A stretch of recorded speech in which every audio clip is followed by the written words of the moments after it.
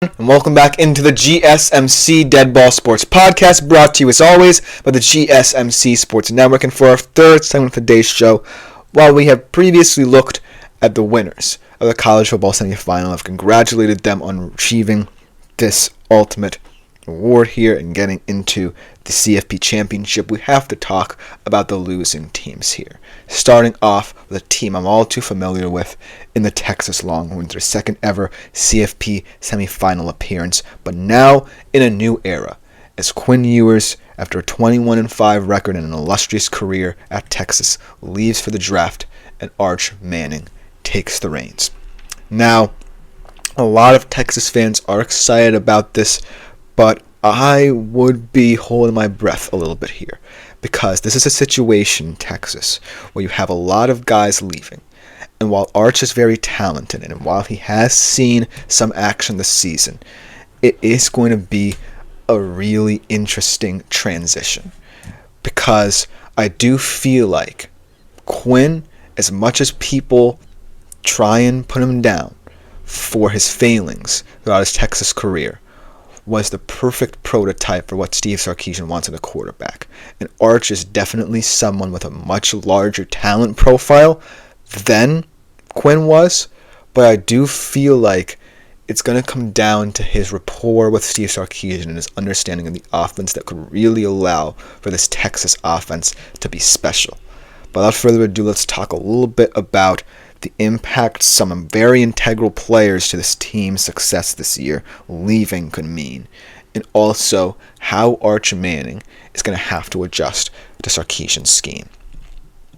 But I do think this 2025 Texas Longhorns team, for all intents and purposes, has all its goals in front of it and can reach them as well. But Arch Manning, I do feel, has to be a big part as to why this offense goes, because they have a lot of exciting depth in the backfield, and I know Steve Sarkisian loves running the football in certain junctures in time, but you're losing a lot of receiver depth. Matthew Golden declared for the draft.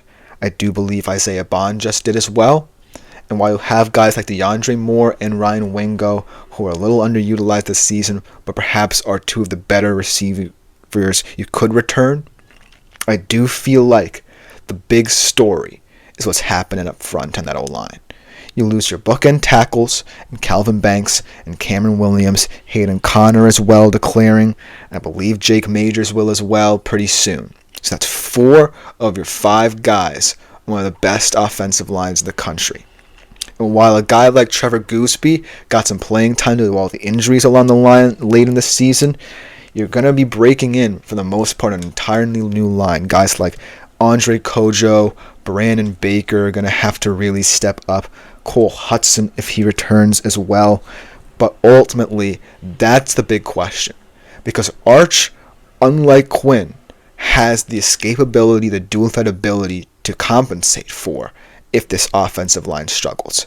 But it's how and why he does it that's going to be important for Texas. Because Quinn, for the most part, was able to distribute to the speed and pace of these wide receivers. And so, yes, he has more in Wingo, but ultimately it's going to come down to who can step up. They recruited very well at the receiver position. They, I believe, have 2 top 30 guys. French, I'm really excited to see in this system. But ultimately, it's going to come down to Arch's decision-making and what Steve Sarkisian schemes up for him that really matters. Because Arch really controls his own destiny here at Texas. He can be one of the greatest Texas quarterbacks to ever grace the field, or because of the fact that Sark's scheme is so complex, and because of the fact he doesn't have a lot of the players up front and the receiving core that Quinn had, it could be a weird experiment.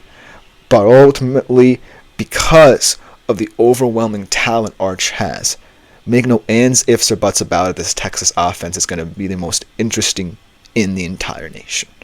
Because of what Arch is capable of, and because of all the changes. So, if you're a Texas Longhorns fan, prepare for a wild ride like me. Because Arch Manning He's here, but it's going to be an interesting era here at Texas. Let's talk about, like I said, a lot of the players leaving, because it's not just the offense, it's the defense as well.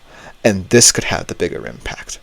Texas, for the most part, has been an interesting destination for a lot of defensive players, whether it be through the transfer portal or signing with Texas. And I think they've done an incredible job of the defensive side of the football, especially for compensating for all the losses. This year they had to replace perhaps two of their best interior linemen ever in Devondre Sweat and Byron Murphy, and they did it admirably with Broughton and Collins. They are gone. So that immediately presents a unique challenge, as well as Bill Norton leaving as well, who was incredibly important in the playoff as well, might I add. So that's an incredible challenge, because you now have 2 consistent years of fantastic interior D-line play, and it was a huge part of what got you to the playoffs, stopping the run. Now you're going to replace a lot of big guys up front, but also you're going to have to score the transfer market as well. And so far, so good for Texas. They've got a couple of signings. Justice Terry was a big signing. They've gone out into the transfer portal. I believe the guy's name is Brevard. Trey Moore announced that he'll stay for another year at Texas. So everything up front is really coming along in terms of how they can rebuild that line. But ultimately, that's a very integral part of what made this Texas defense so good. It was that interior defensive line and those ends. But ultimately, what I really like about the profile of this Texas defense in terms of returning players is the linebacking core. This is one of the best in the country. It's losing an incredible, underrated athlete in David Benda, and I really appreciate all he's done for this defense over the years. One of the most improved players in that entire unit this year. But you're returning Anthony Hill, the ultimate leader of this defense, Colin Simmons, one of the most underrated freshmen this year, and you have Trey Moore, who's an incredible, versatile player who can line up in terms of the line, but also in coverage as a linebacker. So you have a lot of versatility and depth at that position, with a lot of veteran leadership as well, because Anthony Hill is a junior, and Colin Simmons is going to be a sophomore, 1 more year in the system, and Trey Moore decided to return as well. So you're looking at one of the deepest, most experienced linebacking cores in the country, who are also a vital part of this Texas defense, because they are the ultimate communicators. They really make this defense tick. They're the engine room, and they go how this entire Texas defense goes sometime. So that's really something that I'm really excited as a Texas fan to see return. But then let's talk with the secondary, because this is where a lot of losses are going to be either detrimental or hopeful for this Texas team. You lose Thorpe Award winner Jahdae Barron. You do still have guys like Jalen Gilbeau and Malik Muhammad, but ultimately Jahdae Barron was someone who could cover every inch of the field for you. And he was as much a communicator for the secondary as Anthony Hill was for the linebacking unit. So look for this Texas secondary to look a little bit more weakened than they have in recent years, just because of the ways that Jahdae Barron could contribute to this team. I'm not saying that both Gilbeau and Muhammad cannot improve, but these are guys who weren't really targeted that much and didn't really have the best statistical years when you look at it, because these two guys were, for the most part, very good players, but they weren't what Jahdae Barron made special about this unit, if you get what I'm saying.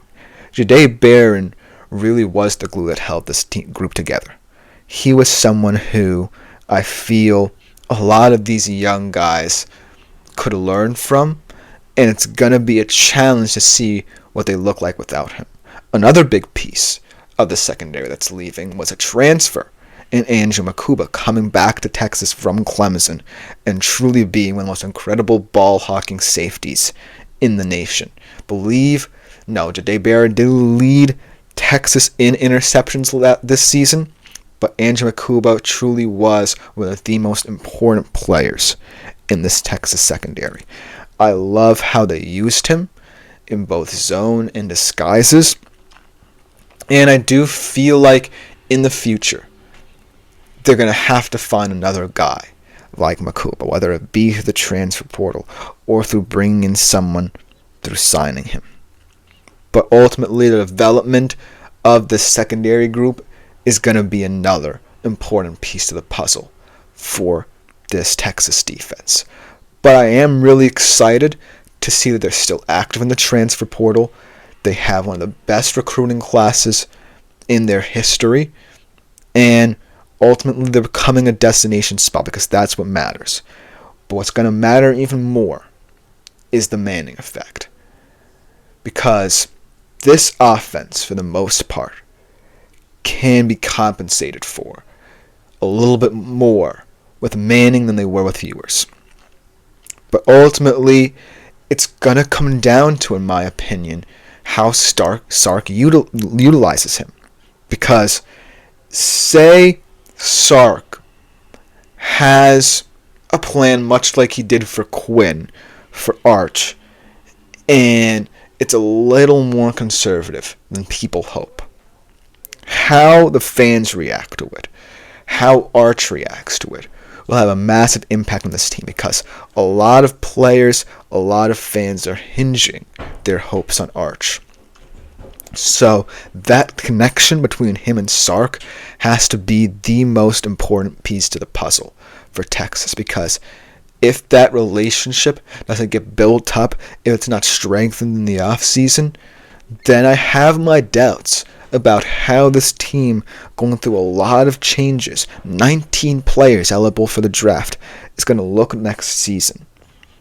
But maybe Arch will be enough. And that's all Texas fans like me can hope for, because he truly is a special athlete who can compensate for a lot. But he's going to have to trust the players around him, and most importantly, the coaching staff as well. Because it can be a fun ride down in Austin, but whether or not it's a special one is up to the man himself. But let me know what you think in the comments below. Coming up next, we're going to be looking at the other CFP semifinal loser in Penn State and what they have to do to finally break the duck in big games. We'll be right back after this short break to talk about them as well.